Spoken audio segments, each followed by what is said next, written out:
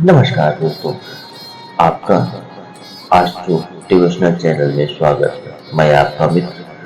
अब इस बार श्रावण का महीना सोमवार के दिन से ही शुरू हो रहा है, अर्थात भगवान भोलेनाथ के दिन से ही शुरू हो रहा है। पुराणों के अनुसार सोमवार को भगवान भोलेनाथ को ही समर्पित किया गया है। इस दिन भगवान शिव की पूजा की जाती है।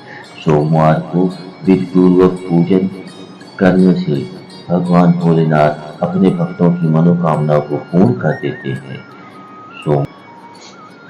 सोमवार व्रत कथा को हम आपके बीच में कहते हैं। तो सोमवार व्रत कथा इस प्रकार है। एक समय की बात है, एक साहूकार था जो भगवान शिव का अनन्य भक्त था। उसके पास धन धान्य की कोई कमी नहीं थी, लेकिन उसके कोई संतान नहीं था। इसी कामना को लेकर वह रोज शिव जी के मंदिर जाकर दीपक जलाता था। उसके इस भक्ति भाव को देखकर एक दिन माता पार्वती ने कहा, प्रभु, यह साहूकार आपका अनन्य भक्त है, इसे संतान कष्ट है, आपको इसकी मदद करनी चाहिए। शिव जी ने उत्तर दिया, हे पार्वती, यह साहूकार की भाग्य में पुत्र योग नहीं है। यदि इसे पुत्र का वरदान मिल भी गया तो वह केवल 12 वर्ष की आयु तक रहेगा। माता पार्वती के बार बार आग्रह करने पर शिव जी ने साहूकार को पुत्र का वरदान दिया, लेकिन साहूकार से यह भी कहा कि यह पुत्र केवल 12 वर्ष की अवस्था तक ही जीवित रहेगा। साहूकार ने इस बात को सुना, लेकिन न तो उसे खुशी हुई और न ही दुख। वह पहले की तरह भगवान शिव की पूजा करता रहा। कुछ समय बाद साहूकार की पत्नी गर्भवती हुई और उसे एक सुंदर पुत्र रत्न की प्राप्ति हुई।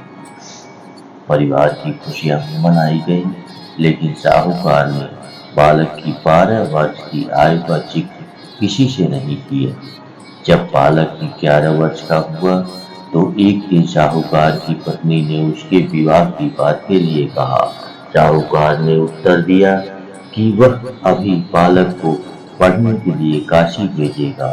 उसने बालक के मामा को बुलाया और कहा, इसे काशी पढ़ने के लिए ले जाओ और रास्ते में यज्ञ करते और ब्राह्मणों को भोजन कराते हुए आगे बढ़ना। दोनों मामा भांजे इस तरह यज्ञ करते और ब्राह्मणों को दान दक्षिणा देते काशी की ओर चल पड़े। रात में एक नगर पड़ा जहाँ नगर के राजा की कन्या का विवाह था, लेकिन जिस राजकुमार से उसका विवाह होने वाला था वह एक आंख से काना था।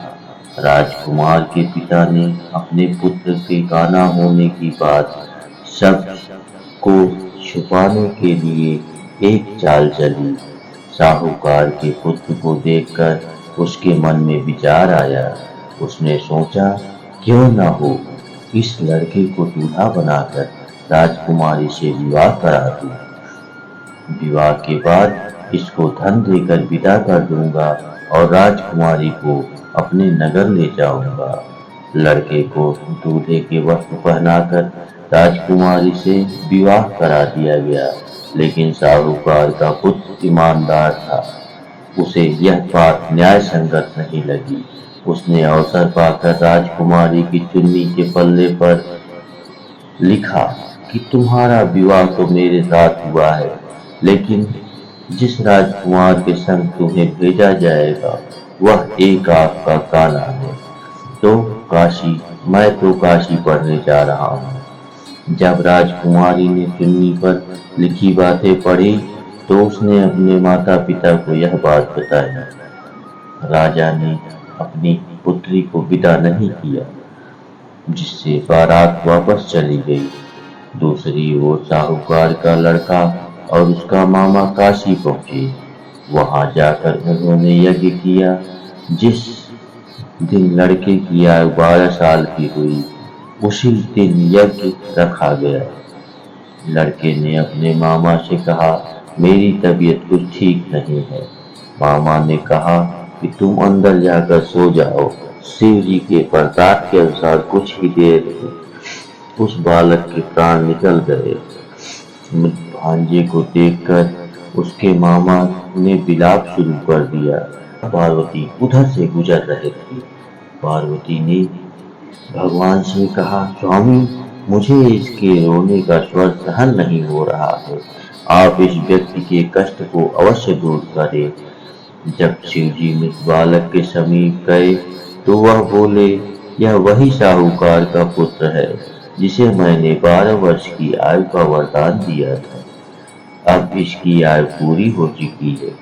लेकिन मातृभाव से विभोर माता पार्वती ने कहा, हे महादेव, आप इस बालक को और आयु देने की कृपा करें, अन्यथा इसके वियोग में इसके माता पिता भी तड़प तड़प कर मर जाएंगे। माता पार्वती के आग्रह पर भगवान शिव ने उस लड़के को जीवित होने का वरदान दिया।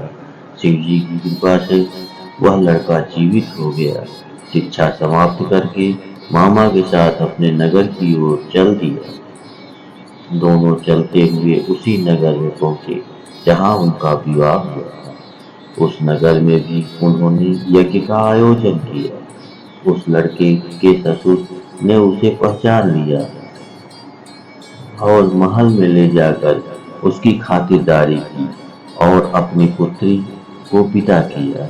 इधर साहूकार और उसकी पत्नी भूखे प्यासे रहकर बेटे की प्रतीक्षा कर रहे थे। उन्होंने प्रण कर रखा था कि यदि उन्हें अपने बेटे की मृत्यु का समाचार मिला तो वह भी प्राण त्याग देंगे। परंतु अपने बेटे के जीवित होने का समाचार पाकर वो बेहद प्रसन्न हुए।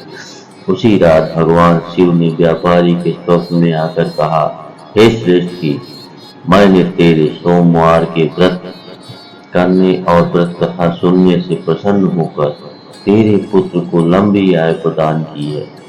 इसी प्रकार जो कोई सोमवार व्रत करता है या कथा सुनता है, उसके सभी दुख दूर होते हैं और समस्त मनोकामनाएं पूर्ण होती है। इस पावन कथा को श्रवण करने से समस्त कष्ट दूर होते हैं और भक्तों की मनोकामनाएं पूर्ण होती है। इस कथा को सुनकर और व्रत करके भगवान शिव और माता पार्वती की कृपा प्राप्त होती है, जिससे जीवन में सुख, शांति और समृद्धि आती है। बोलो शंकर भगवान की जय। बोलो भोलेनाथ बाबा की जय।